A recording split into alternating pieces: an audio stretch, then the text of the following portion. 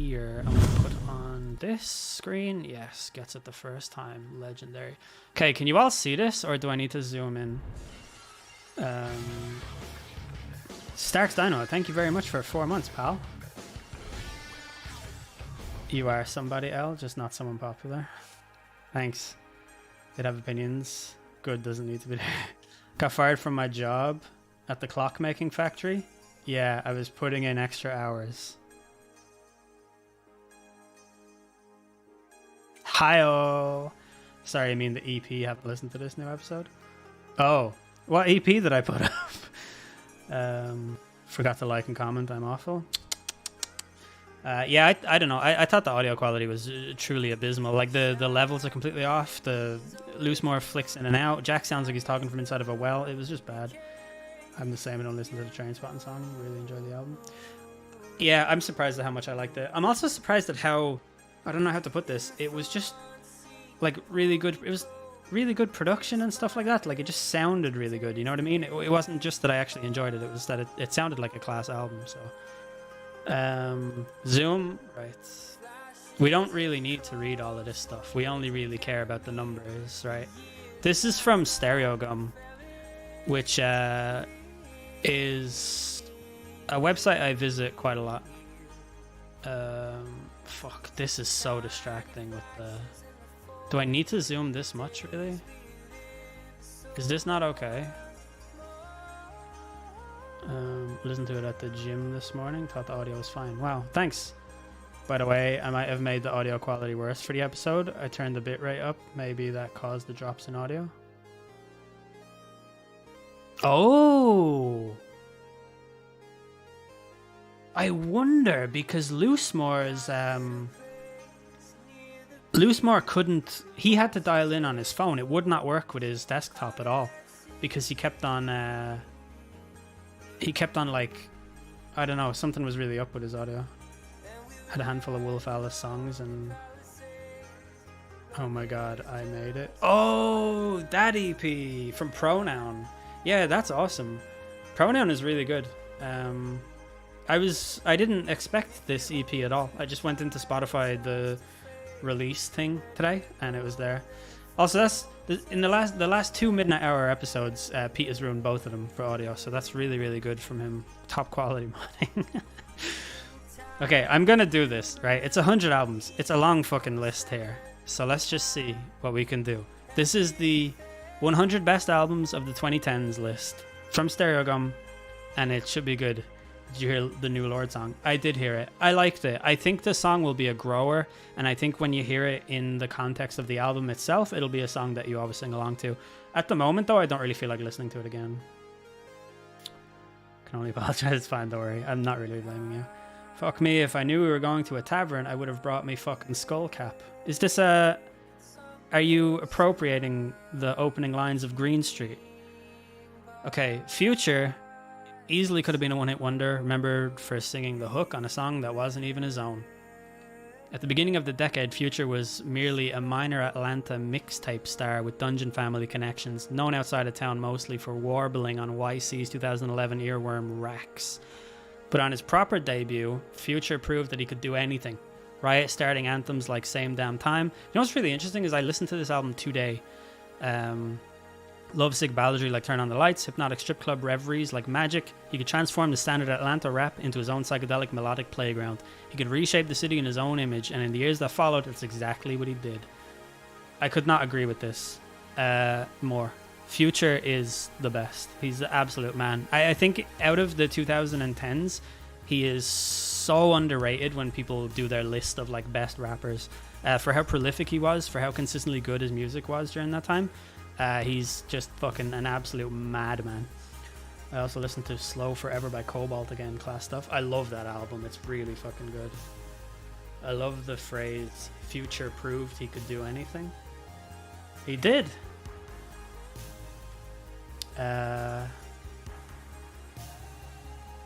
He's the future of the industry.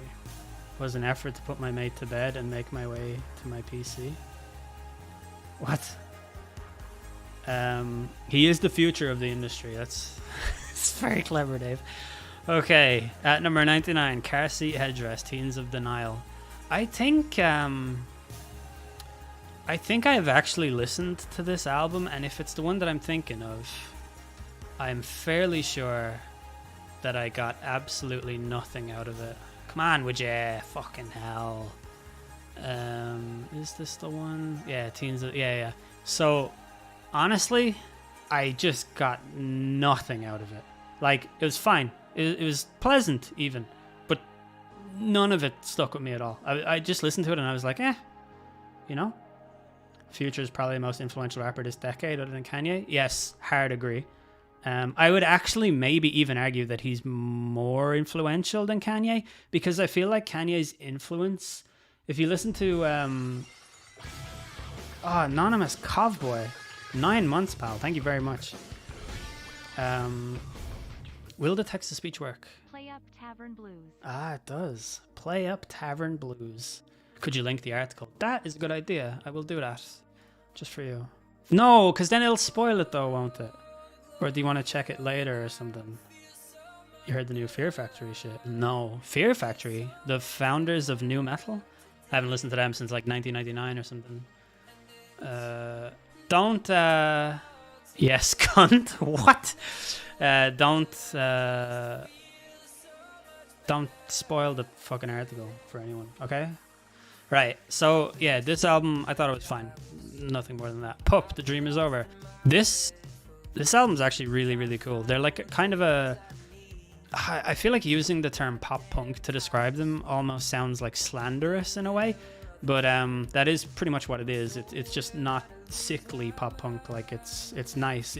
You feel the punk element of it a little bit more than you would with like the glossy production that Blink-182 have kind of fallen into and stuff like that, you know.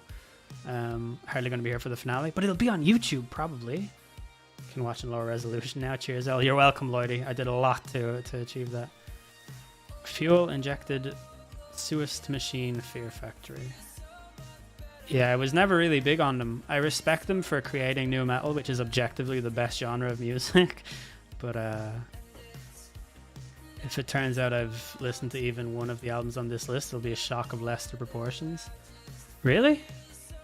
Like Morbid. Yeah, Morbid stuff is really good. The Dream Is Over is a really good album because I'm pretty sure that like they thought that they were going to have to retire as a band because of this reason here. The lead singer couldn't sing anymore. And he was told that he couldn't... I'm just going to read this.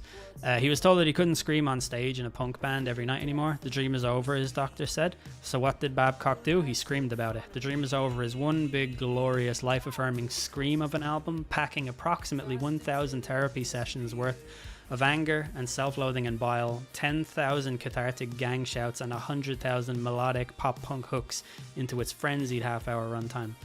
And against all odds, Pup made it look easy. That's something worth screaming for. There you go. How do I prime you? You've already been gifted a sub from our boy Lloydie, so you don't have to prime me, but thanks for asking. Hello, Tradia. Fellas, that's men to you. I would actually like a gender neutral thing, but I like saying fellas. It's like a funny, I don't know. Courtney Barnett. This is Sometimes I Sit and Think, Sometimes I Just Sit. I really like this album, but I don't really listen to it that much. So I know there are people in here who really, really like her. But it, you know, I like The Midnight a lot. I don't know, we'll leave them on. Fuck it, why not? Okay, who cares? This is a brilliant album, although it's for a second album. The thing... How about Lads? Lads is like almost a pejorative term. And also, I don't want to alienate the female listeners out there, because there are some. You ever listen to Parkway Drive? Yeah, they're okay, but I would never go out of my way to listen to one of their albums or anything. I've probably listened to individual songs, but I could probably count the number of albums I've listened start to end on my hands. How about Laddies? No. No. I have what would you call it? And I have a bias against comedy in music, and I know that there's a lot of heartfelt, genuine emotion in her songs, and that a lot of the comedy is actually like a deadpan expression of feeling down or feeling like the world is scary or whatever.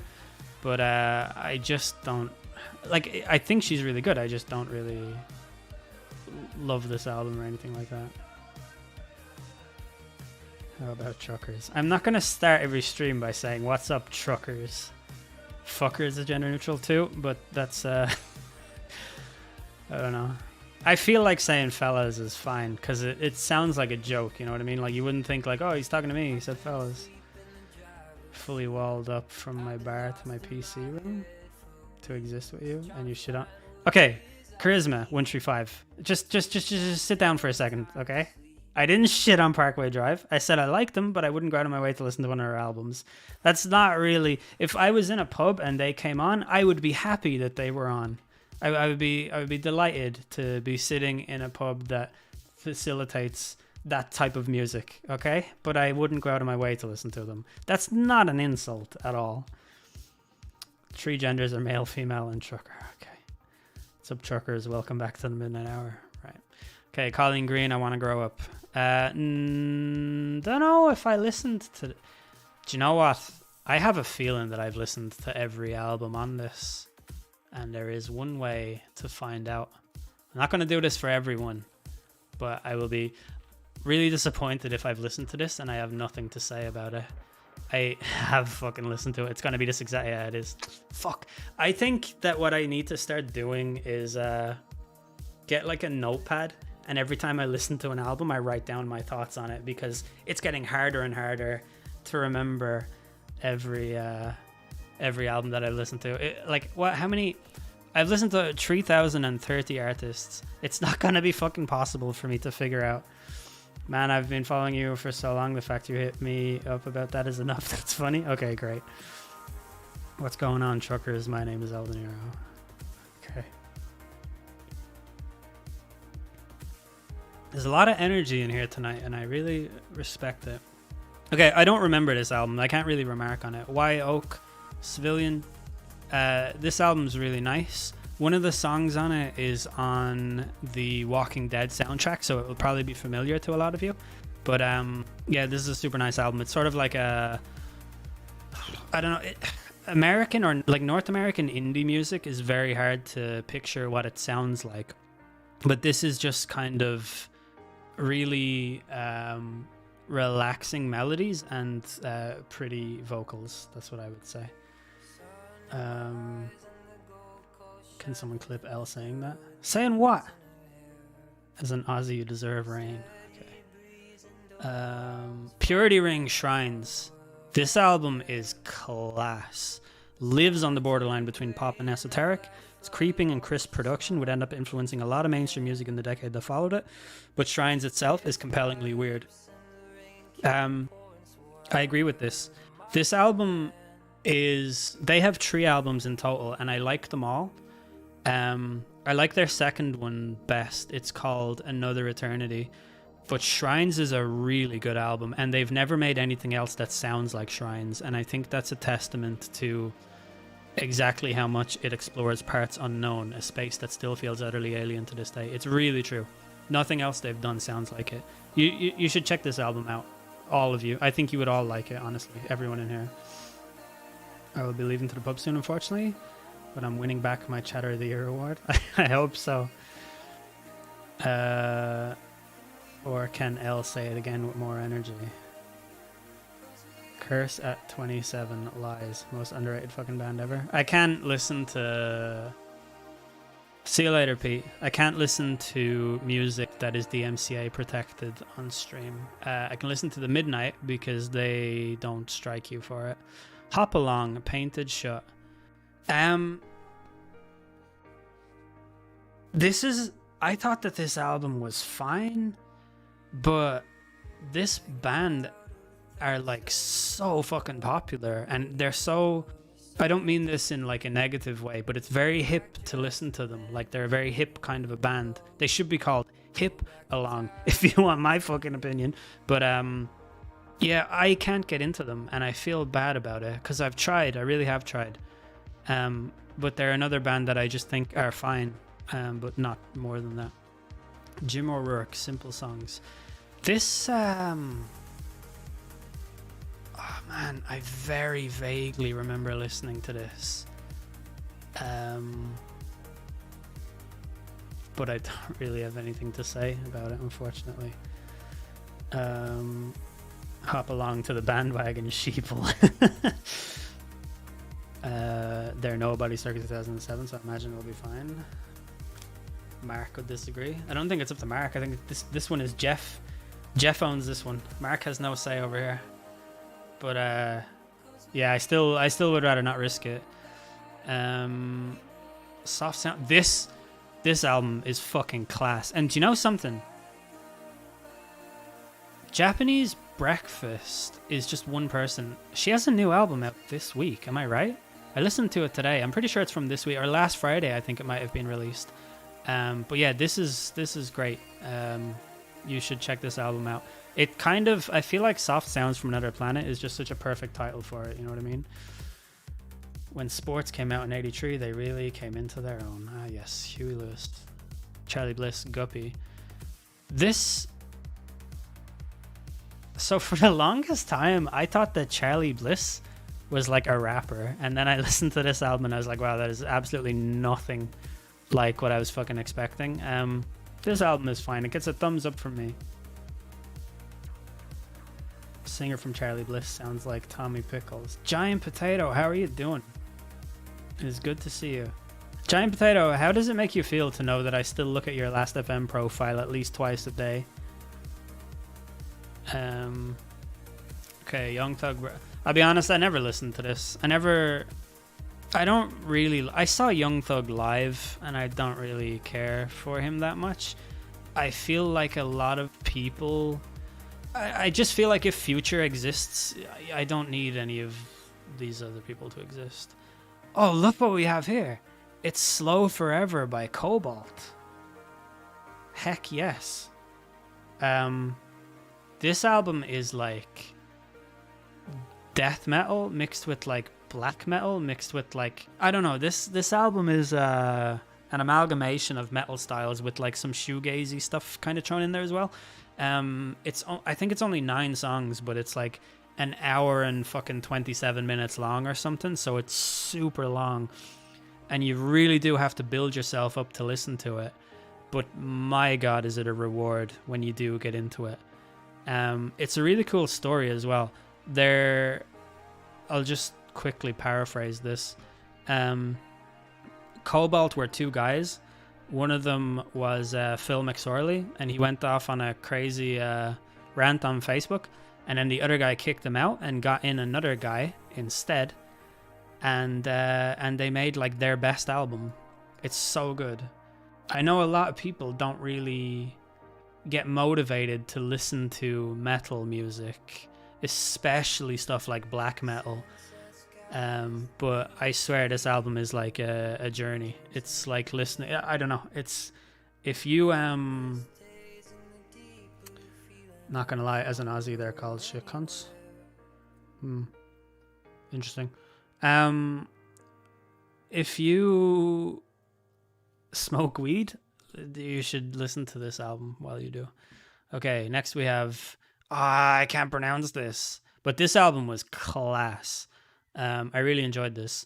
I'm pretty sure this is the guy who soundtracked Uncut Gems, I think. Yeah, Uncut Gems, yeah. This guy's a really, really talented instrumentalist. And I don't really know how to describe like this kind of music from whatever point of view, but look, I do my best. What do you want from me? Eric Church, The Outsiders. I don't remember listening to this. I know that I did, but I don't even remember what I thought of it. I might actually remind myself to listen to it on during the week.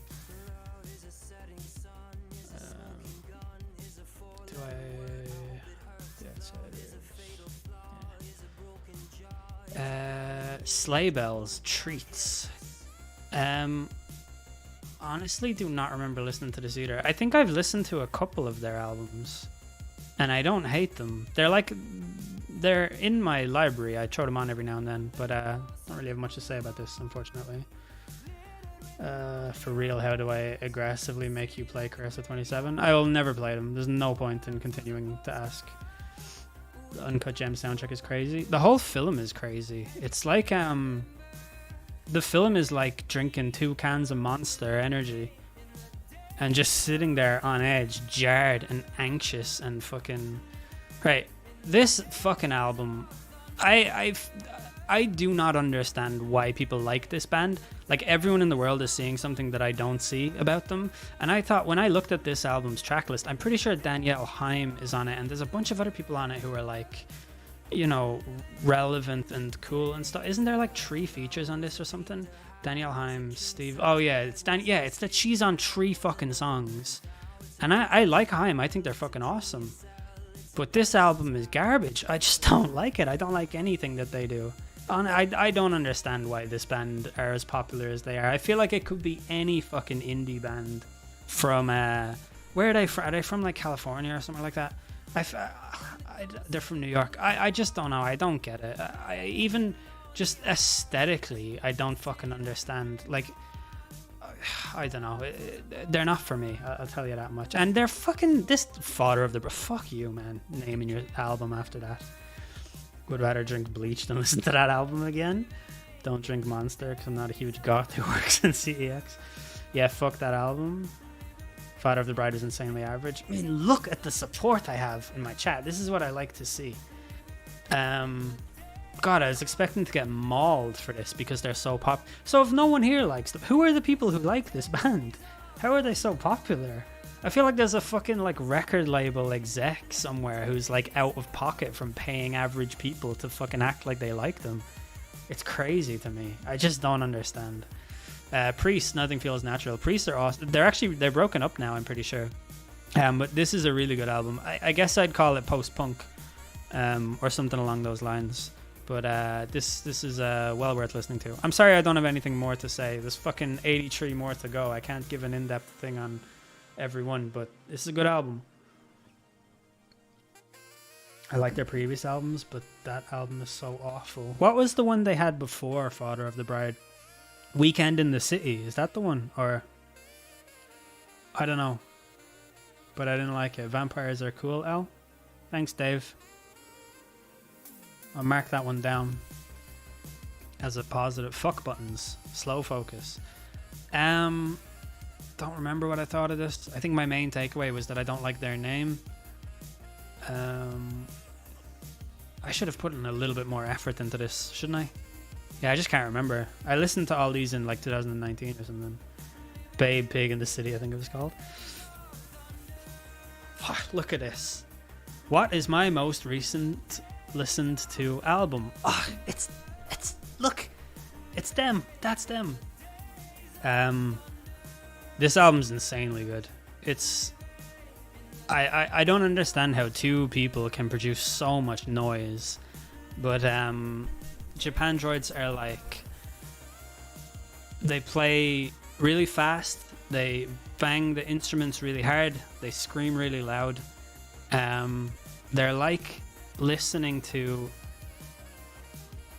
I don't even know how to describe them. They're like a mix between sort of lo-fi indie and then just like rip-roaring punk rock, and every single song is about not wasting your youth and or wasting your youth, depending on what way you look at it. Every song is about going out and getting fucked up and just living in the moment while you can. And then there are also lots of like they have very like emotional connection to like this idea of I guess every pop punk band has this, but where you want to leave the town that you're in and go, like all of that kind of thing. Eldon Nero is flexing that his music taste is good. Scenes in the chat when Vampire Weekend get another spot in the top 100. I'm pretty sure Weekend in the City will be on this. I gave you an opportunity to listen to an Australian band that nobody knows. Dude, I don't know what to fucking tell you. I'll tell you, Charisma 135. The more people try and get me to do something, the less likely I am to do it. I'm gonna be a pest. You will listen to them. It took me like 6 years to watch Breaking Bad. I'm absolutely not gonna listen to this band. 20 albums in, and Future is the only one I'm aware of. Dave, I am disgusted. Nah, I'm not. It's fine. Not everyone knows. Not everyone is as cool as me. But this album's... My favorite thing about this album, right, is that it's their second album. And when you listen to their second album and then go back and listen to their first album, you realize that their first album was actually good all along. You just didn't appreciate it because you didn't hear what they sounded like with their dream sort of production. But Japandroids have 3 albums. All of them are 8 tracks each. They're all incredible. Here we have... I don't remember anything about this. Does anyone here listen to this? Hey, I'll get a pizza, bro. Thanks, Eddie. I plan on doing it. You need to be more charismatic, and then maybe... You need to fucking calm down. That's one thing. You need to just relax. I don't know what to tell you. Do you listen to Royal Headache or Luca Brasi? Those are all Australian bands that no one really knows of that I like. I don't know. Like... It's fucking 3:40 a.m. No, it's not. It's 6:25. GM would say best band of the decade. Big Thief, UFOF. I've spoken about this album like a bunch of fucking times. I don't even know what else to say. I'm really conscious about like repeating myself and saying the same things over and over. And it's only lately I've become like that. I'm really afraid of like saying something and then have someone complete the sentence, like kind of like making fun of me for how often I say things. Like, for example, Charisma there in the chat telling me to listen to whatever that band is called. But anyways, this album is great. Listen, you don't follow the Aussie national team. What do you expect? What are your expectations for me? We replaced the Ukrainian with the Australian. It certainly fucking looks that way. I don't want to be bad. It's his first time here. He's very drunk. He's very passionate. I don't know. Anyway, listen to this album. Fuck me. Hard to stay on track here. Deer Hunter. Deer Hunter are a band that I just can't get into. I know that they're really good, and I can tell it when I'm listening to them that they're a very good band. But I just can't really appreciate what it is that makes them great. And that's a shame, you know? So anyways, this album is fucking awesome. I've spoken about this on my stream before. She's really, really good. Both of her albums are actually pretty great. Probably replace the Palms with the Aussies, I reckon. Wasting Hurricane. Dude, I don't fucking care. I'm not English. So anyway, this album's good. This album was class, and it really came out of nowhere for me because I'd never heard of Sandy Alex G, and I don't actually even understand this name, to be honest. But this album's really, really good, and you should check it out. I really wish I had more to say. We're overdue with his album by now. Yeah, we definitely are. It has actually been since 2007. There are so many people who do that, like who haven't released an album since 2017. Like Lorde, there's her. I noticed. Oh no, The Naked and Famous did. Never mind. I don't. Unfortunately, because it was pretty fucking terrible. Charlie XCX Pop 2. I have the same opinion of Charlie XCX as I do with like. I don't even know. I think that she's really good, but I don't like Taylor Swift, for example, or Lorde, or Grimes, or Sky Ferreira, or whatever. Like those kinds of artists, I like all of them, and I like actively want to listen to their albums. With Charlie XCX, like I like her. I never listen to one of her albums and feel like I've wasted my time or anything, but I don't ever have the urge to like, you know, I'd never just be like, oh, it's time to put on how I'm feeling now. I don't know. It's tough. I think this next album is The National. Yes, it is. A bit off topic. It really is crazy to me that Jeremy Van Holden can produce those vocals at the end of Green Street. Yeah, that's what cocaine in Harvard will do for you. That's my top 3 album of the decade. What, Pop 2? By Charlie XCX? by the way, is an Aussie. Flogging Molly is brilliant. You cunts love Ronan Keating for some reason too. We don't really. He's not really that popular here. But yeah, Flogging Molly are cool. This, I love The National. They're one of my favorite bands. And honestly, Sleepwell Beast is probably like my least favorite album of theirs. I think the System Only Dreams and Total Darkness is a class song. And I think The Day I Die is a good song. But Nobody Else Will Be There is so fucking boring. And I just feel like the middle of this album lasts for fucking ever. I actually have it on vinyl as well, because I got it so that I could get early access to their concert tickets. But it's like 20 minutes longer than it has to be, I feel. And some of the tracks are just so drawn out. I was really disappointed by it, but then they came out with I Am Easy to Find, and that was great. So I don't think that they've lost it or anything. I just think this album, this style of The National was just not really for me.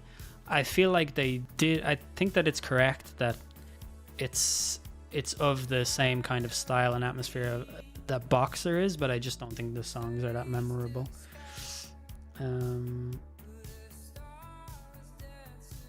Okay. Björk. I like Björk, but I don't really love her, or like, I don't know. I can show Björk on in the background, but I never like go out of my way to listen to her or anything. I guess the same applies for Nick Cave and the Bad Seeds. I think, have I seen him live? No, I haven't. I don't know. Nick Cave seems like a really cool guy, and I like all of his most popular songs and stuff like that. I first got into him through, like, I think Johnny Cash covered The Mercy Seat or something like that. But why did that stop? Can you get off them? Okay. But yeah, I don't know. This album was supposedly like a huge return to form or whatever, because it only came out in 2019, but I don't know, it wasn't really for me. I didn't hate it, but thought it was decent. See you later, James. Thanks for hanging out. I'm on the Turks' best Civ. They're really not the best Civ. Okay. Oh, fuck. Wait. Oh yeah, I see what happened here. I got so confused. I was like, I saw this album cover and this title, and I was like, that's not the... This album, Double Negative by Low, is fucking incredible. You should stop what you're doing after this stream and go listen to it. It's so good. I'm a huge fan of Low anyway, but I felt like their best album was from like 1990. When did Things We Lost in the Fire came out in 99, I think? Like 20 years ago. And I thought that they really were done. But this album it's literally like their second best album, I would say, in total. So, yeah, really weird. There are some... Low, in general, their songs are very, what's called slowcore. They're very, like, brooding and, like, musically heavy. Like, musically rich, if you know what I mean. Like, very long chords, very, like, drawn-out kind of sounds and stuff. This album has, like, little flickers of Nine Inch Nails in it. And it's very... I would say like sonically adventurous for them. So yeah, D'Angelo and the Vanguard, Black Messiah. I think I remember liking this album, but I don't really remember much else about it.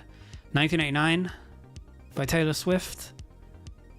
This could be the best pop album ever, maybe.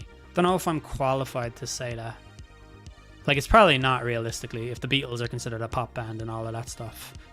But music of this ilk expressed in the album 1989, I think that this album is its absolute peak. It's the zenith. It doesn't get better than 1989, I think. It's an absolutely awesome album from start to finish. And there's like Emotion is Better by Carly Rae Jepsen. Or... is that a Taylor Swift album as well? I'm pretty sure it's not. I don't know though. This album is just there's like a 5-track run in this album where it's just banger after banger after banger after banger, and you just cannot get over how good it is. And Sideshow Dave even knows it. That's how good it is. But yeah, definitely. If you've never heard music before, this is the one.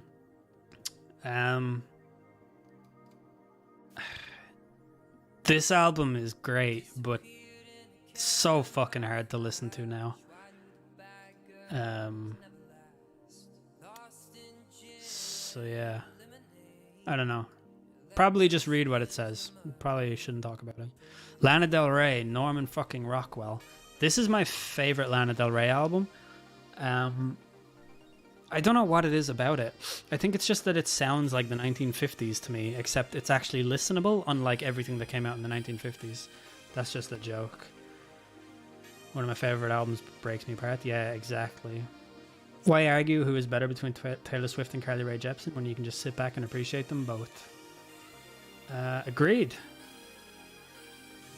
See you later, Eddie. Thanks for hanging out, pal. Her best album by far. You reckon? I didn't know if I was alone in thinking that or not, but it's definitely my favorite of hers. I'm a big fan of it.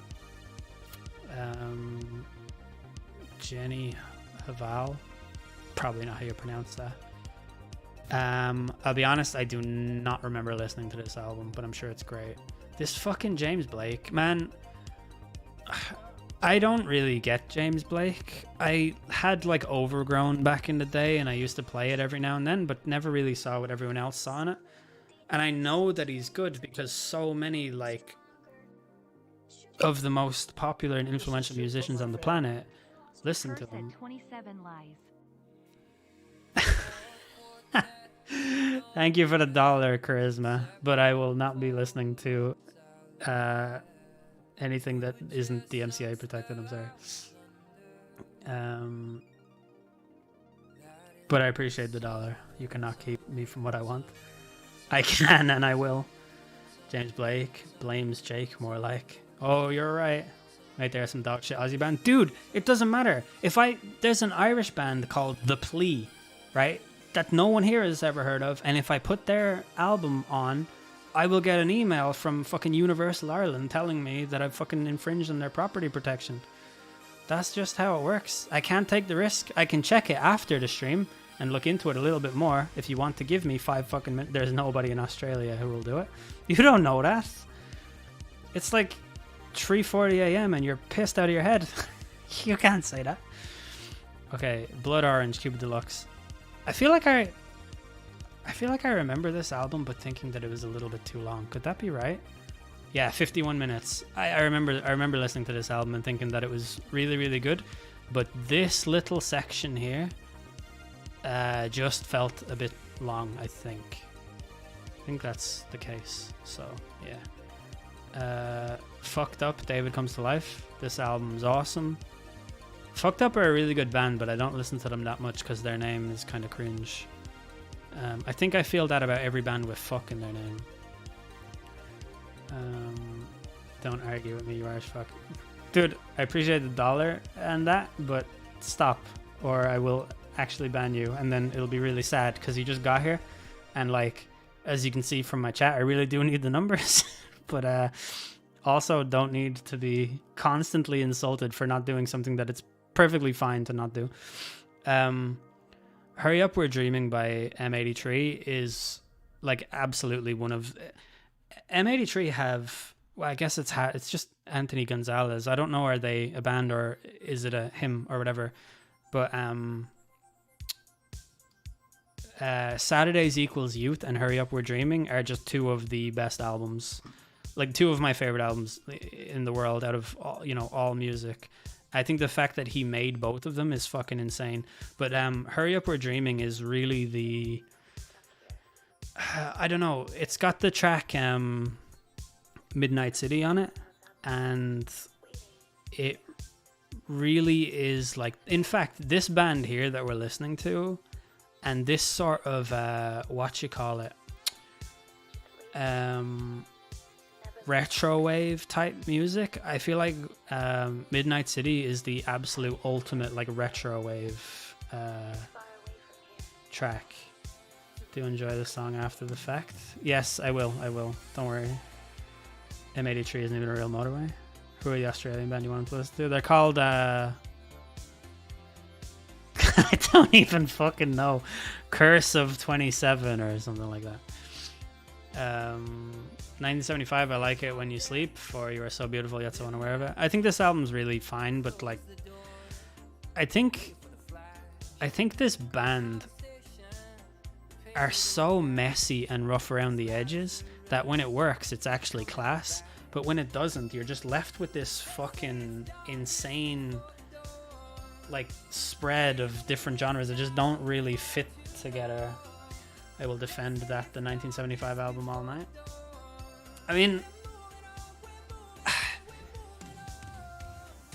I think it's fine, and I think that the highlights of it are really good. But I think that just these 5 words pretty much sums it up for me. The 1975 album is decent, but the rest of their discography is poor. New album especially. I think what's the one? Notes on a A Brief Inquiry into Online Relationships or whatever. That's a fucking excellent album. I think it's the best thing they've ever done by far. I think their new album is fucking shockingly bad. Like, I listened to it and I could not fucking... It was like... I have a book behind me called What the Fuck Did I Just Read? And that's kind of what I felt like after I listened to Notes on a Conditional Form. I was just like, what the fuck was that? So many genres just aggressively stuffed together, trying to play for like nostalgia points and I don't know. But yeah, when they get it right, they definitely are a good band. But yeah, this album's too long. I think A Brief Inquiry is allowed to be as long as it is because as a concept, it's just a class album. Like, the story all works, all the themes fit together. Everything else they do is kind of messy. Kamasi Washington. I listened to this, but generally speaking, I don't really like jazz or anything like that.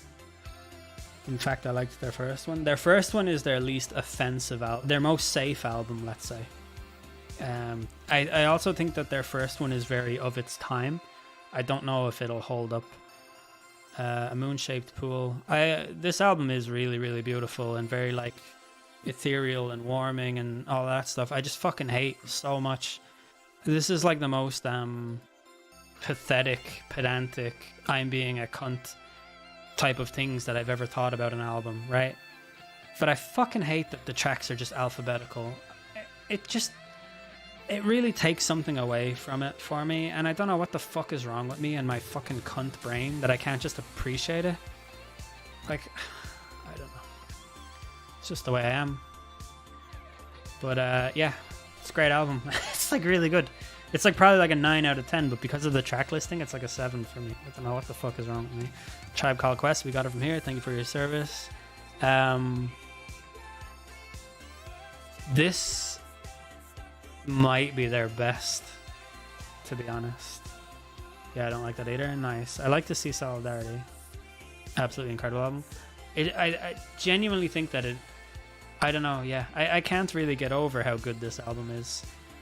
If I'm to like describe it to somebody, it has literally everything. Like, when a band announces that they're coming back or they're making their first album in a long time, you're always afraid that they're not gonna be able to live up to standards that they had set so long ago. And this album is like, as a fan, it's like your best case scenario, and then it's a little bit more than that as well. Like, I don't know, it's so good. Here we have Doris by Earl Sweatshirt. I will have a tough time explaining my relationship with this album, I think. I really like it, and I listened to it to death in like 2018, I want to say. And then I just stopped listening to it. I preferred the other one from this little run. Yeah, I don't like Shit I Don't Go Outside. There's a track on this one here, DNA. That's probably my favorite Earl song. But Doris, I really like it, and I would love to say really good things about it, but also I kind of never want to hear it again. So it's a tough one. So there were Midnight Marauders and Low End Theory. Yeah. I think Low End Theory used to be like, that's obviously the best. But I think Thank You For Your Service might be better. I really like it. Would say I don't like shit. Shades it. Yeah, I think I don't like shit. I don't go outside. Is a better album. I think Doris is really good. One thing that I could say about Doris that's super positive is that it really did influence a whole entire wing or subgenre of hip hop that followed it. Which is like I listen to this guy Chester Watson nowadays. He's like a kind of a lo-fi rap artist of a similar ilk to Earl, but you can really hear the Earl influence in his songs, and that's cool. Cardi B, Invasion of Privacy. I like this album. I don't know if it's not, it wouldn't be one of my fucking top 100 of the 2010s. I would say I think it's fine. Like, it's good. It's like it's very good. It's just not. I don't think it's amazing or anything like that. I'll be honest, I don't remember listening to this. This fucking band, Titus Andronicus, I should really like them. They're from New Jersey. They're of the same sort of punk rock kind of lo-fi indie thing as Japandroids are. But like, something about them is extremely inaccessible to me, and I think if this is the album that I'm thinking of, I'll give you a fucking rough idea. This album is 65 fucking minutes long. Like, it really does not need to be that long, and like, everybody loves it. Look at all of these high scores, but it's just way too long to me, and I feel like all their albums are actually too long. If they were a band that did like 2 to 3 minute songs, I think that they would probably be up there in my top 20 favorite bands ever, but instead I find them really tough to listen to. So I would say Cardi deserved that rap album Grammy out of the noms against her, and everyone went mental about it. Yeah, I don't know. I don't really, the Grammys are not really real because Macklemore won for The Heist, so who cares, you know? The Knife. I do not remember anything about this album. It's as much analysis as I can give. Tame Impala is another one that I like, and like, I will listen to Tame Impala pretty regularly, but don't subscribe to the idea that a lot of people do, that Tame Impala is the best anything ever. I think that the influences are really obvious when you listen. I don't think that that's a bad thing or anything. I don't know. I just, if I listen to Currents right now, I would have to listen to like fucking Revolver or something like that afterwards to kind of resolve the urge or something like that. I don't know. What was it that Macklemore beat again? Was it not something mental like The Pimp Butterfly? It was fucking Good Kid, Mad City. The Heist beat Good Kid, Mad City. I agree that he's good. Leave it there. Yeah.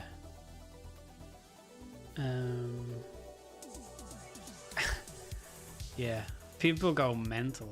I don't know. Sharon Van Etten is really good. I don't really have much else to add, to be honest. I kind of feel like if you like one of her albums, you'll like all of them. Don't know if that's really fair, but hey, James is back. You can pinpoint exactly where people stopped caring about them. Love that Sharon Van Etten album. My favorite of hers. I think my favorite is the one where it's her face in black and white on the front, but I can't remember what it's called. Prediction: Macklemore The Heist for number 1. Almost certainly. All right, now we're in the top 50, and it's only taken us an hour to fucking get here. But Run the Jewels too. What can you say about this? It's class. It opens up with Killer Mike saying like, "I'm gonna bang this bitch the fuck out" or whatever, and it's just, I think that we've had enough Run the Jewels records now that I can just say it's a Run the Jewels record, and that automatically makes it really good. You don't really have to say much else. LP and Killer Mike is like the incredible dynamic duo that we didn't know we needed, but now we could never live without, I think. Going a Vampire Weekend are probably in the top 10 of this, yeah. Panda Bear Tomboy, don't remember listening to that. I remember listening to this. I've gone back to this album a couple of times, I think, and I remember it being really good. But fortunately, I don't really have much else to fucking say.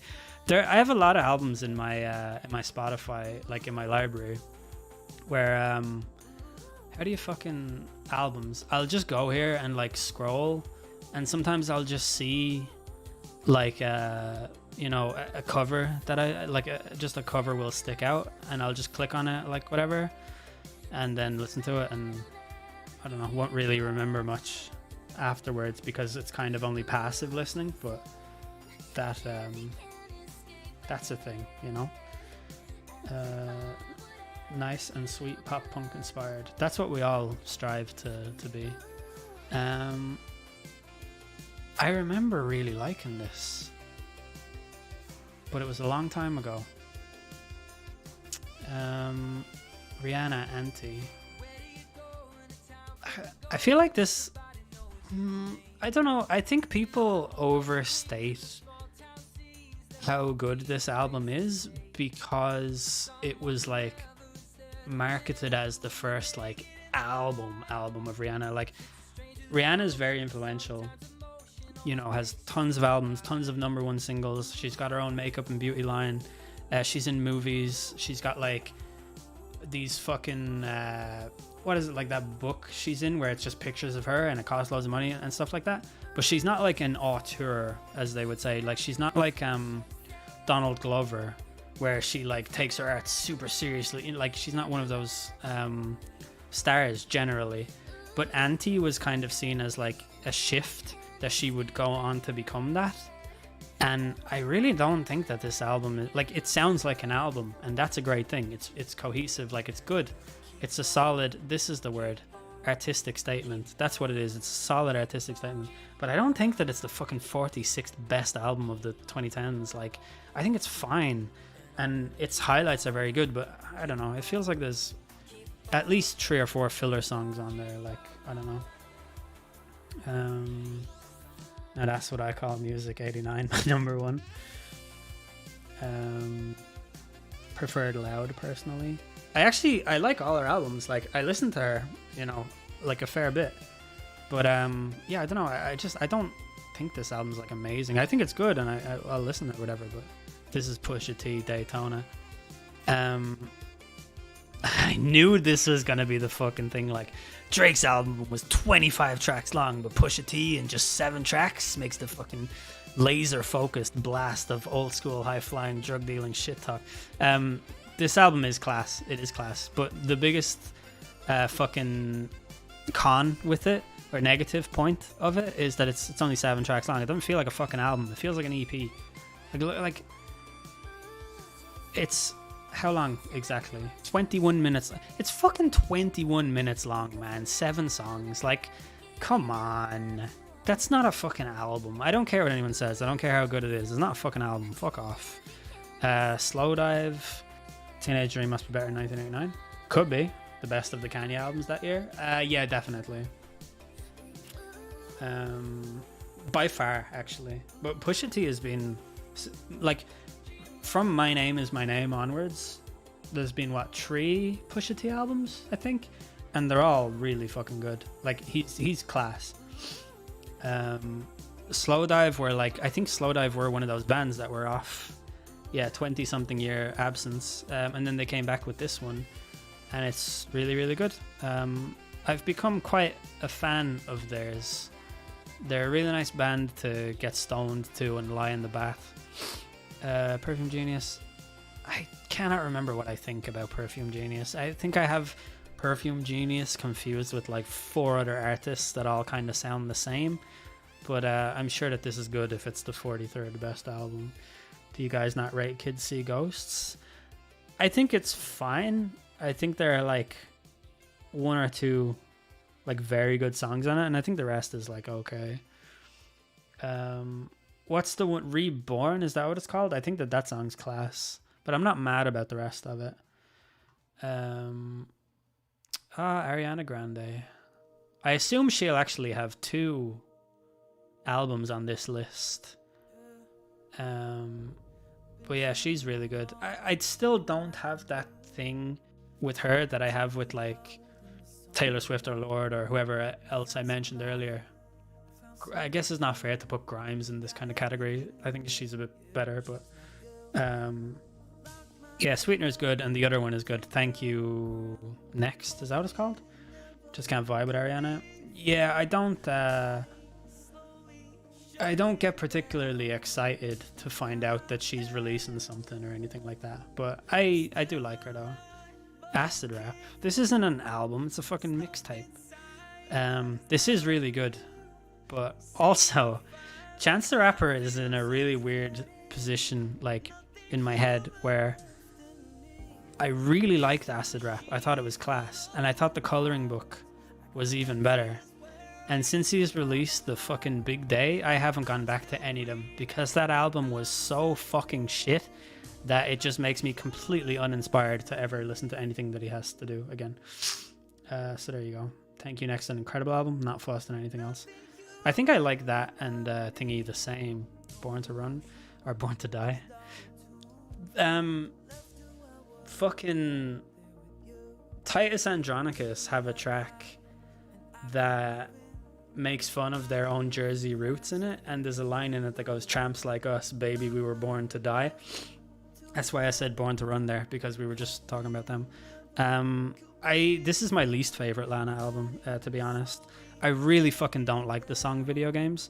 Something about it is so like creepy and jarring to me when I hear it.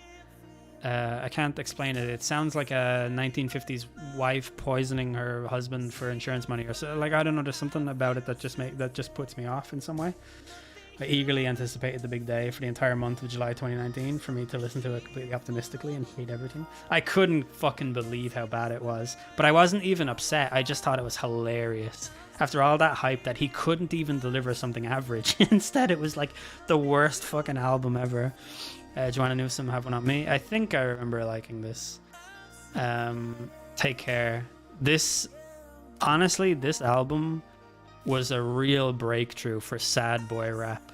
I think without this album, you don't have people like Post Malone coasting at the top of the charts and stuff like that. Like, this is just an unbelievable fucking pretentious yet somehow compelling outpouring of emotion that is just so over the top and self-indulgent that you can't help but listen to it. I don't even understand. There's something about Drake that, like, his lifestyle and his whole like persona is so weird and cringe and like off-putting, but then it's also like he's so fucking sincere that I can't help but take interest. It's really hard to explain. Like, this album starts off with him like, it's like a melancholic track, but also he's like celebrating his accomplishments. And then I think, what song comes after that? What's track 2 on this? I think Headlines is track 3, and that's just like a pretty awesome song. But it's really weird to go from like the sad boy rap into Headlines, and then like you've got Crew Love and Take Care back to back. It's a bit of a mind fuck. Tried to get into Joanna Newsom the other day. Very strange vocals, but I do like it, and great poetic lyrics, and do like a bit of harp. Can't go wrong with a bit of harp. Pint of harp. Best part of Big Day was that he put Acid Rap on Spotify the week before. Yeah, I like it when artists do that. Like when Jay-Z put all his back catalogue on Spotify, it just made my life so much easier. Bon Iver, 22 million. I didn't really love this. When the first time I started listening to Bon Iver, I was a bit I just didn't really get it.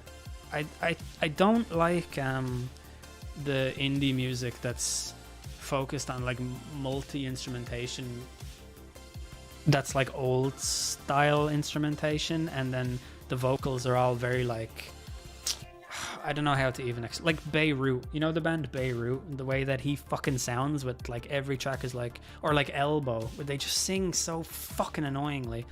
But for Emma Forever Ago, when I got into that album, I really, really appreciated it. And then I was like, oh, now I like Bon Iver. I figured it out. And I listened to this and like, it's fine, but I don't love it, unfortunately. So sorry, Bon Iver. I know you're a big fan of the stream. Sorry. FK Twigs LP1. I listened to this the other day because my music taste is so good. But yeah, this is an awesome album. Don't even know how I would categorize her music. It's very literally this fluid experimental R&B. Well worthy of your time. What do we have here? Mount Erie, A Crow Looked at Me. I don't remember this. Can only get into the Magdalene is very good. Her EPs are really good as well. I think there's 3 of them in total, but the first 2 are really good. I was a big fan of that Holy Terrain song when it came out. Casey Musgraves, Golden Hour. Is it like not cultural appropriate? It's something if I say that most country music just sounds the fucking same to me. So hard to say that I enjoy that album. It's so heartbreakingly good though. Which one? The Crow Looked at Me or 22? Oh no, it must be Crow Looked at Me. Lemonade. Yes, Lemonade is very, very good. I don't even know which Beyonce album is my favorite. I like them all. I think I really like how you can be listening to a Beyonce album and hear like a whole bunch of different like genres and stuff in it. Like she's actually really good at rapping, and then Daddy Lessons is like a country song, except not shit, which is super cool. But Crow Looked at Me, it's the album he wrote after his wife died of cancer. Oh fuck, okay. By the way, I feel like the song didn't get a whole lot of attention, but Black Parade by Beyonce is a really, really good track. I think you should listen to it. Beach House are awesome. They're also a band that are very hard to explain to people, I think. They're kind of like spacey and dream poppy and stuff. Like, I don't know. If I had a criticism for them, it would be that their albums all sound the same, but I really like them, so that doesn't really bother me. But I get why people wouldn't be like super into them or whatever. Father John Misty, I remember listening to this and thinking to myself, this album is fucking class, and I would listen to it all the time if this guy wasn't such a fucking dickhead. Oh my god, this dude is fucking insufferable. Pretty much every single time I read a story about him, it's him doing some fucking cunty thing, and I just cannot fucking get in. I don't know, I can't even afford to give him the kind of attention that he's after. Like, I don't know, just really not a fan. Danny Brown, Old. He's a massive bell end, but his music is great. Yeah, I think for me, I think I have to be interested in your music before I find out you're a bell end, or else I'll never just be able to. It's like, when you watch a comedian, if you don't like the guy going into it, you won't be able to appreciate any of the jokes, even if they're the funniest jokes ever. Danny Brown is my favorite artist, and that's the only album I'm not keen on. I really, really like Danny Brown, but I don't know what it is. Like, I think he's class, but I just can't fucking listen to him as much as I should. I think I've barely fucking listened to him. I think his voice just fucking annoys me too much. He's too weird. Like, I know that's by design. I know it's like his artistic expression. That's a good example. I've listened to him 75 times, and last year I listened to him. Old, XXX, and Atrocity Exhibition. It seems that I really like Old. I hate, is Old the one that has Wonder Bread on it? Yeah, it is. I fucking hate this song so much. I can't even explain it. Yeah, he's just too weird, and his voice is too weird. Ridiculous if this commercial album is his highest. Mental of Stereogum. I don't know. I don't know. Send them an email, maybe. What do I have? Man, Instagram is all out of ideas to try and get me to open their fucking app. So they'll tell me like, Conor McGregor has posted a new story, as if I'm supposed to be like, oh, Let me stop everything and fucking Angel Olsen. Lloydie, what do you make of Angel Olsen?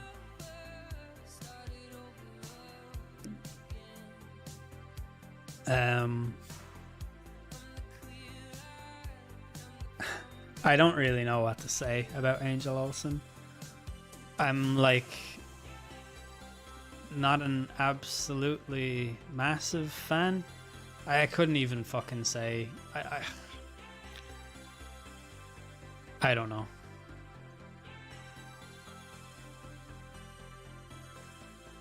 She's fine.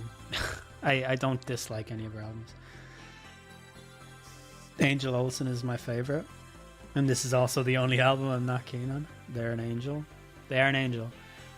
Let's see. I think I've probably listened to an Angel Olsen album 3 times. Let's see if this is true. Looks like it is. Yeah, there you go.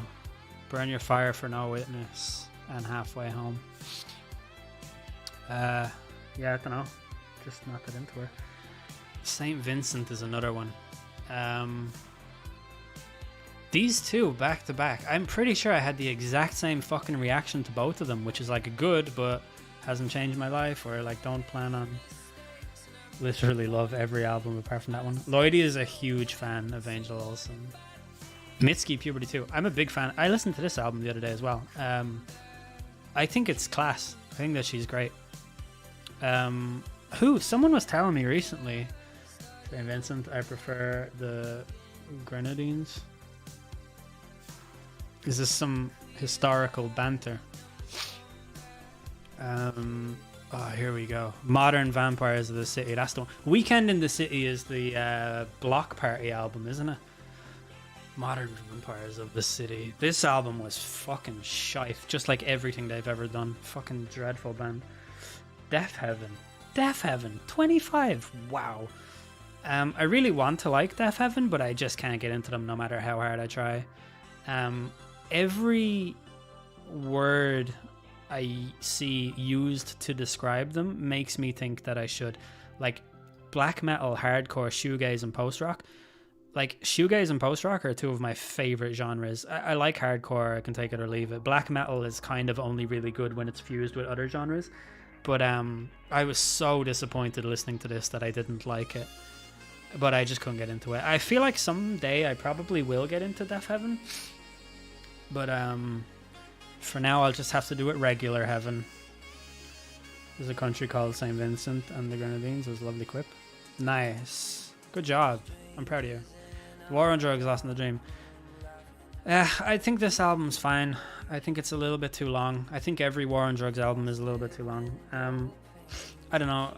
I get why people like it. Like the kind of textures of the War on Drugs are very specific, I feel like. But I'm not a huge fan overall. Would recommend that St. Vincent album to listen to. I definitely have already listened to it as well. It's probably somewhere in here. If I scroll down long enough, I'll probably see it. But yeah, I don't know. Vince Staples, Summertime 06. This album's class. Not my favorite Vince Staples one, but I'm a big fan. I think one of the things that I really don't like about this is the idea that like Summertime 06 is like a super thing in the past, when like I remember Summertime 06 really well, and it's really upsetting to me that people are nostalgicizing it. Bon Iver. Not for me. I really didn't like that album. Solange, this album is class. Both her albums are class. What's her other one called? Like, is it As Soon As I Get Home or something like that? Why can I not fucking remember? When I Get Home. As Soon As I Get Home is a fucking Tupac song. She's both of those albums. These two here, Seat at the Table and When I Get Home, they're fucking unreal, and both of them are just absolutely worth your time. So check that out. It's a bit long. It's 2 discs. Oh, for fuck's sake. Robin, Body Talk. I'm a big fan of this album. Yeah, I think it's class. Fiona Apple, The Idler Wheel. everyone at the moment is really raving about Fiona Apple. Like, she's definitely had like a massive surge in popularity over the last few years. I know that she's always been popular and all that, but like particularly the last few years. But I'm not a huge fan. I don't think that she's terrible or anything. It's just not for me, I guess. My Bloody Valentine, MBV.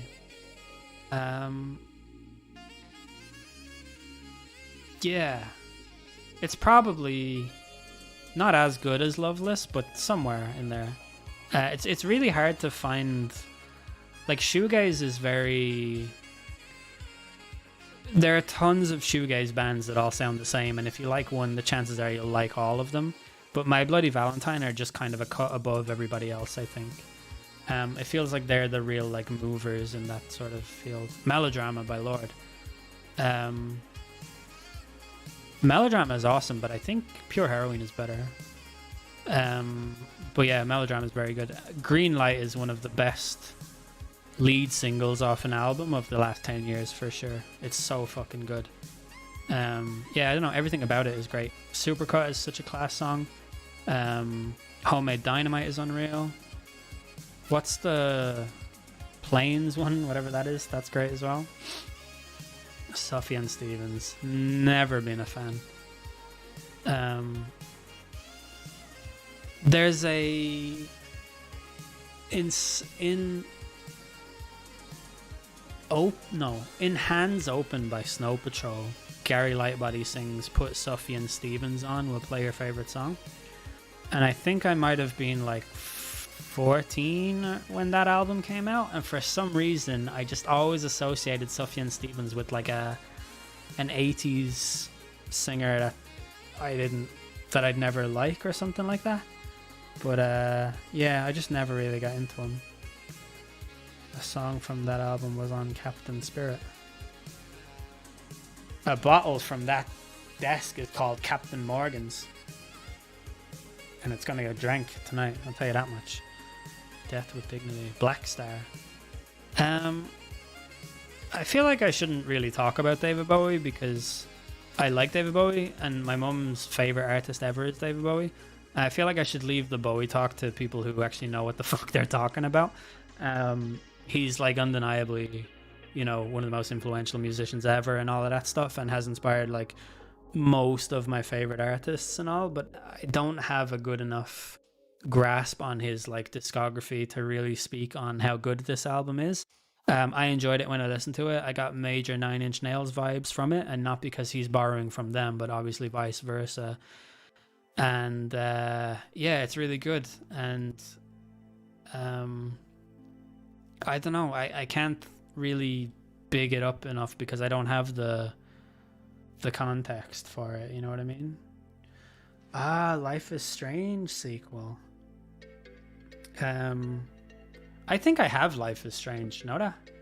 I just never played it. This album, The Suburbs by Arcade Fire, is unbelievably good. I actually really fucking hate Arcade Fire. Like, I think that a lot of their songs are good and stuff, but I just feel like Edwin Butler is one of the most fucking pretentious people ever. I went to see these in 2016 or 2017, right? And fucking, they had this like famous post or like email letter to fans that went around anyone on their mailing list, and it said like, if you're coming to our concerts on this tour, please dress in formal clothing, right?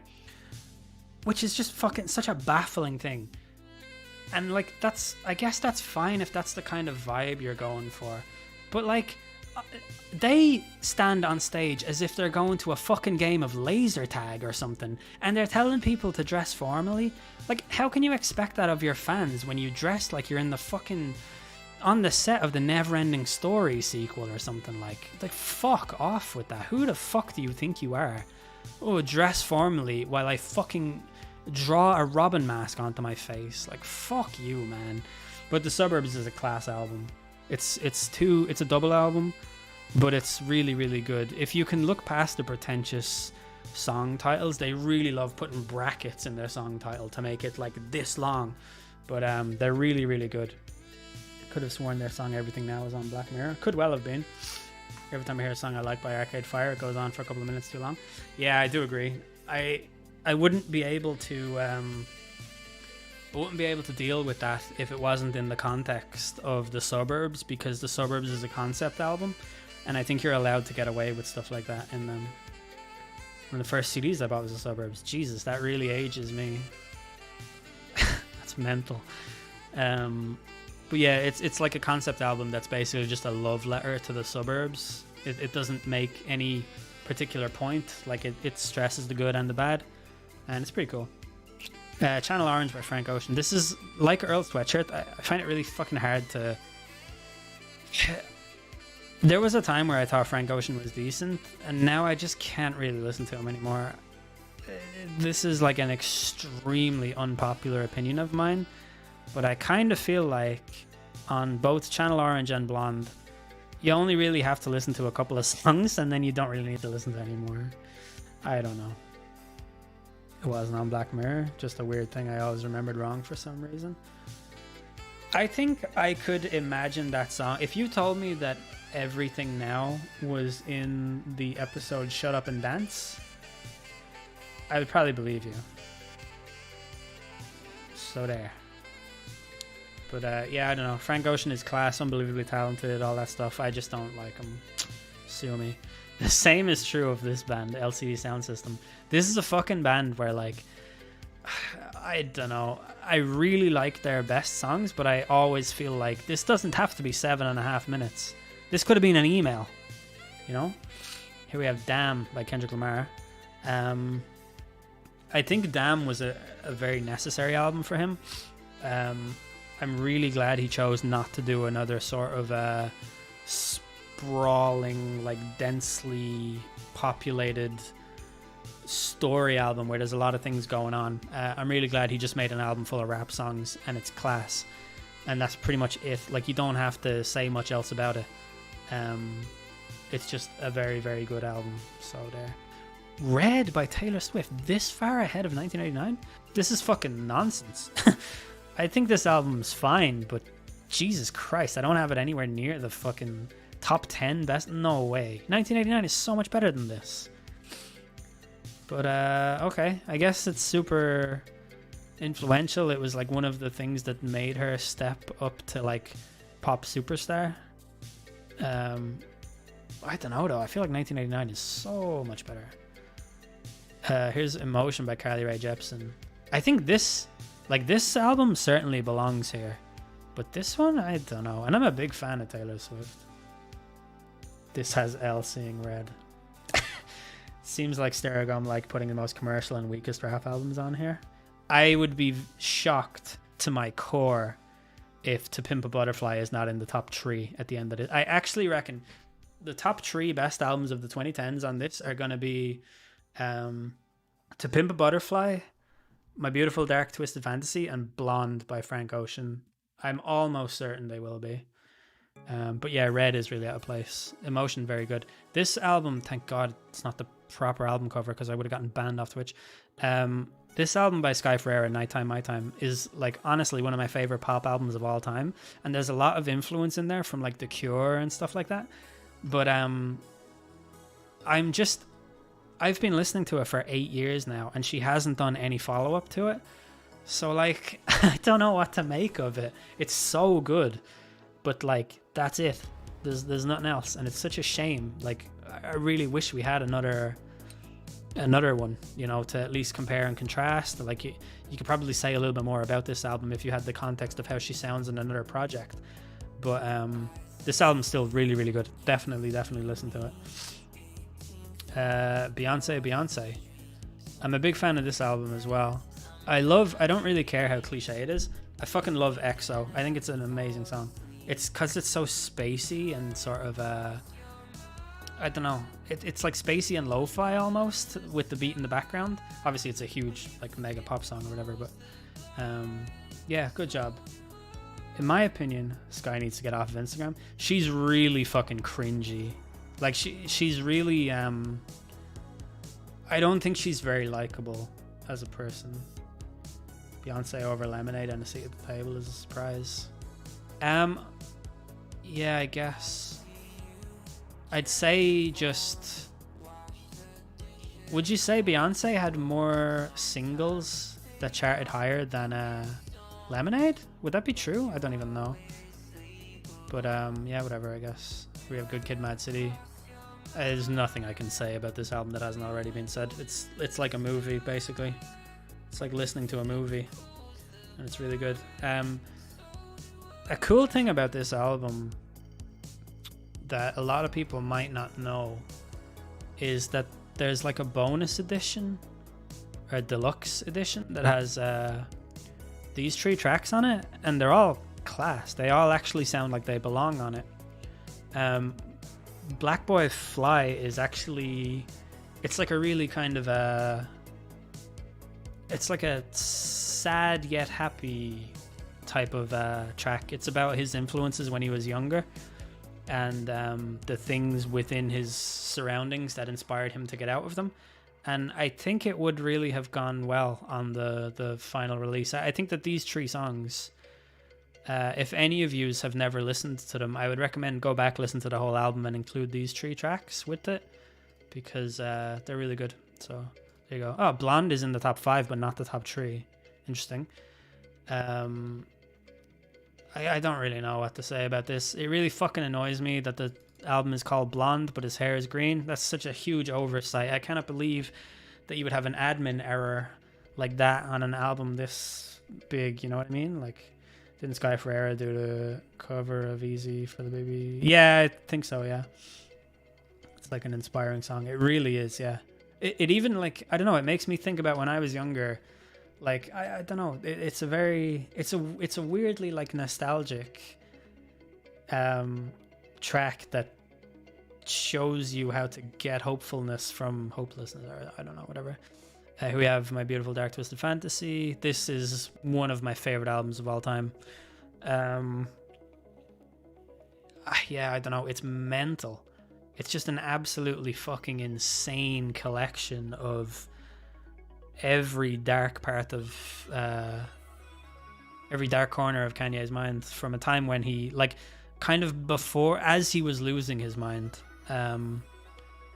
he just amalgamated all of these ideas into this, like, crazy huge artistic vision, and actually made it happen and made it as successful as it was. It's crazy to me. I still listen to this album regularly, and I'm still blown away by different parts of it. I don't know, if you listen to Runaway, there's just it's one of the best songs of all time, I would say. It's crazy good. But yeah, the whole album is just, it's fucking outrageously good. When I first listened to this album, I had gone through, like, I really didn't like Kanye anymore. I liked him a lot when I was younger. I liked College Dropout and Late Registration. And by the time Graduation had come out, I found him to be so fucking insufferable. Like, I just couldn't deal with him anymore. I was so sick of him. So I, like, was not listening to him for, like, probably, like, fucking 8 years or something. And my friend kept on telling me to listen to this album and that I would love it. And I was like, no, I fucking hate that guy. Fuck him. I don't want to fucking listen to him whining about whatever. And then I listened to it and I was just like, to be fair, I can't really deny it. It's pretty fucking awesome. And since then, it just became one of my favorites. I'm really surprised to see Art Angels by Grimes here, but I'm really happy. I fucking love this album so much. It does not have a bad track, honestly. And I've been listening to it a lot lately as well, like over the last few days. Yeah, I don't know, just listen to it. It flows so perfectly as an album. You could hear a track from it in abstract and think, oh, that's from Art Angels. So many of the tracks will get stuck in your head for ages and ages. It's just really, really good. But she is with Elon Musk, so we have to, you know, discount everything that she's done as an artist. Yeezus is number 2. Wow. Stereogum are ballsy, Lloydie. Maybe that's what it is. To have Yeezus ahead of Dark Fantasy is crazy to me, but I respect it. I do really like Yeezus. So number 1 is obviously going to be To Pimp a Butterfly then. That's mad. I'm a big fan of Yeezus though. I think it's class. The halfway point in the very opening track when he completely switches it into a different song is fucking class. I don't know, everything, like I really like every track on it. But it's a mental album as well. It is mad. 2013, and then this was 2010. That he churned out 2 fucking albums of that quality, with that level of dedication, like that amount of energy, in such a short space of time. Stereo going mental with a few of these. Movie for My Beautiful Dark Twisted Fantasy. Oh yeah. It is, and here we have To Pimp a Butterfly. I remember really liking the singles to this album, like All Right, and I really like the. Is it just called I? When that song came, no one else really liked it at the time. I remember they had to change it slightly for the album release, but yeah, I don't even know. I feel like I don't even have the fucking. I don't feel like I have the brain to like critically analyze this album, but I don't really know. Yeah, I think it's class. A lot of friends of mine don't like it though because it's very long, and you can get to a point where you're fucking so sick of hearing about Lucy and fucking whatever else. This can't be disputed. Yeah, I agree. It's I think it's without a doubt his best album, but I wouldn't say it's my favorite album of his. But yeah, it is undeniably his best, and he must feel like an absolute fucking god to have produced that many albums on this fucking list.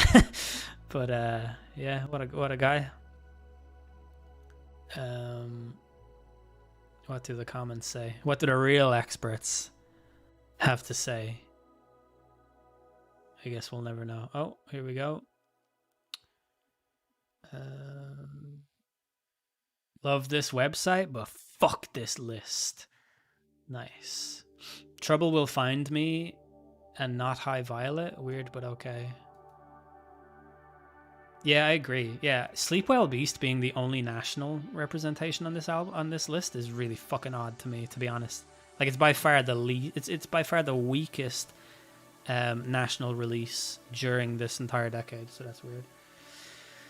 Once I put it on, I can't not listen to the whole way through, but then again, I'll go back to Section 80 and Good Kid More. Section 80 is legitimately my favorite Kendrick album. I know that, like, that's the fucking least popular thing you could possibly say, but I fucking love it. I love the songs on it. No AM is interesting. Wouldn't be a top 20 or anything. Was surprised to make it. Would probably be in my top 100, but I don't even think that AM is like that good. I think people really fucking overstate how good it is because the singles of it are so good, but I do feel like there's a real lull in excitement when you're listening to AM. Like, it's quite a drab kind of a thing. I don't know. I don't like Arctic Monkeys' descent into lounge rock, and I feel like it started with AM. Or maybe it actually started before that, to be honest. I'm not like well versed in their middling albums. But yeah. What do you want from me? You know what I mean? Oh, is Damn on the list? Your boy's up the tree? Yeah. AM is really boring for me outside of a few big hitters. Yeah. I agree with that. I remember listening to it a good few times when it came out because the singles were so good. But then I think like a year later I was like, this is fairly so-so. No, Janelle Monáe, very upset. I'm sure she's on other lists. For me, one thing that I think is really good about this list is that it includes stuff like this. Slow Forever by Cobalt, which I would have never heard of without this list, honestly. Like, it's so good. And I think, did I get Japanese Breakfast from this list? I'm not too sure, but yeah, I think it's a good list. I think any list that's got like Big Thief, fucking Japandroids, SZA, and fucking like that's a good, and Low. Like, that's you can't blame or you can't attack the diversity of genres that they have on there. No cortiners. The thing is, Lloydie, like you can say right that Arc Android or Dirty Computer should be there, but like, what would you take off for them? Like, can you say that you've listened to all of the albums on it? Like, it's really tough to.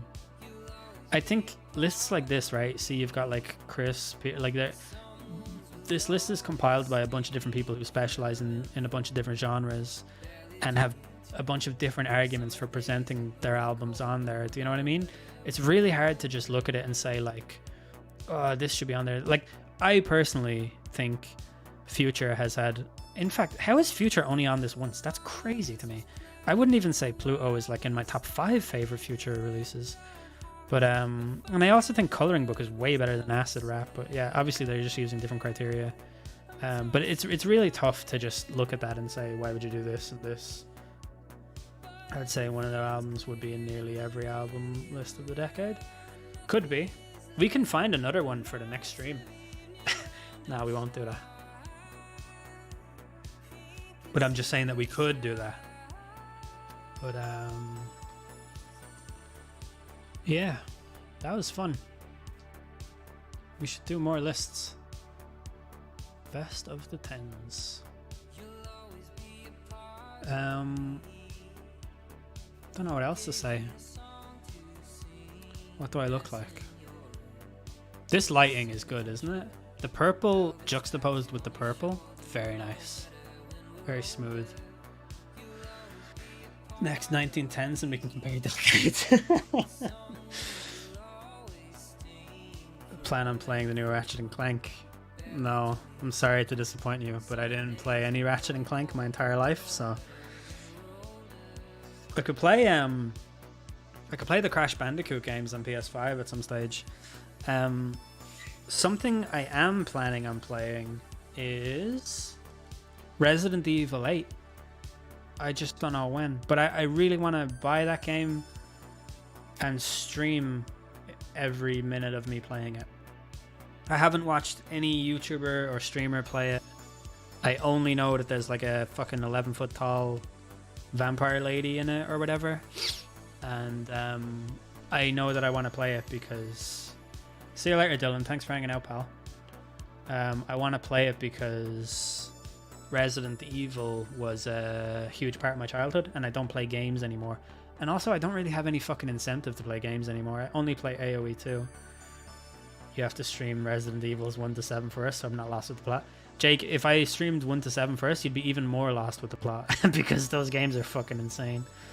I too only know about the big vampire lady. Yeah, we could have a big vampire weekend, one weekend, and play that game through. I'd really like to do that. So I think I probably will do that in the very near future. So look out for that. I want to stream during the day on weekends, especially while there are no Age of Empires 2 tournaments on. I'll have a bit of time to do that. But I think I will end because I wanted to stream all the way up to 8 o'clock. But I'm fucking roasting. And I don't want to commit to another game now because there would be no point in doing that. But thanks, Lloydie. I don't know what you're basing it off because I've only played like 2 other games now. I'm just kidding. Thanks a lot though. Yeah, I will get Resident Evil 8 and we'll do that. I'll start a new FIFA career mode as well. I know I've been saying it for a very long time. I just want to wait until my work calms down a little bit because I can't really commit to streaming every night at the moment. So yeah, that's just that. But anyways, thanks for hanging out. I really appreciate it. I'm sure the game, the Euros, will be watched in the tavern. So yeah, good luck. Enjoy your night, everybody. Maybe I should fucking raid someone.